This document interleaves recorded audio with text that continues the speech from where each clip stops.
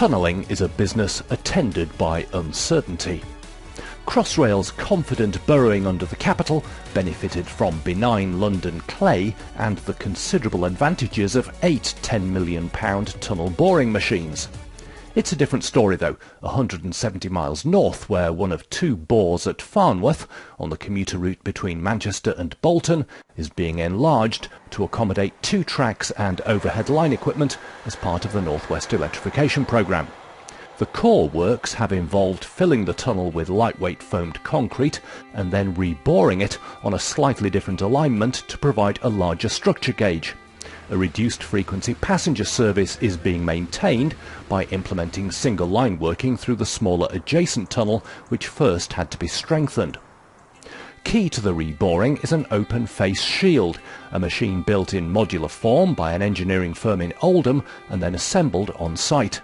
It includes 2 telescopic cutting booms, which are used to excavate material from the upper and lower halves of the working face. Behind them is a hydraulic system to install the concrete lining. Extensive investigations were carried out before work started to gain an insight into the ground conditions. But shortly after tunnelling got underway, the excavation was twice inundated by running sands, wet flowing material which doesn't self-support, bringing work to a halt and pushing back the planned completion date. Clearing the debris and dealing with the resulting voids severely tested the project team. Ahead of the machine we built a cofferdam pit, essentially, a service shaft for the machine about 10 metres long. We excavated all the earth that was in this pit from above using just some standard excavators and made the tunnel in an open cutting, so you could see the machine from the surface at the bottom of this pit as it came through, and this helped remove all of the running sands issues that we had.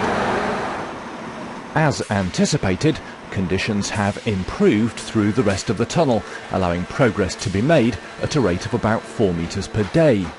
Precautionary lane closures and speed restrictions were put in place on the A666 dual carriageway early in October, but the tunnel was driven below it with only expected ground settlement. And this is what the machine leaves behind, an 8-metre diameter tunnel lined with precast concrete segments, each 600 millimetres thick. 10 of these segments together form one ring and provide a 1.4 metre advance.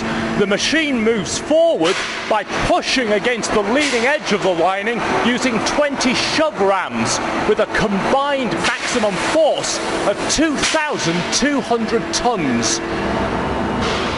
It's like a factory, so once you get it up and running and it works well, it's like a conveyor belt system, so basically feeding everything into the tunnel and getting everything out of the tunnel, so it's very much logistics based.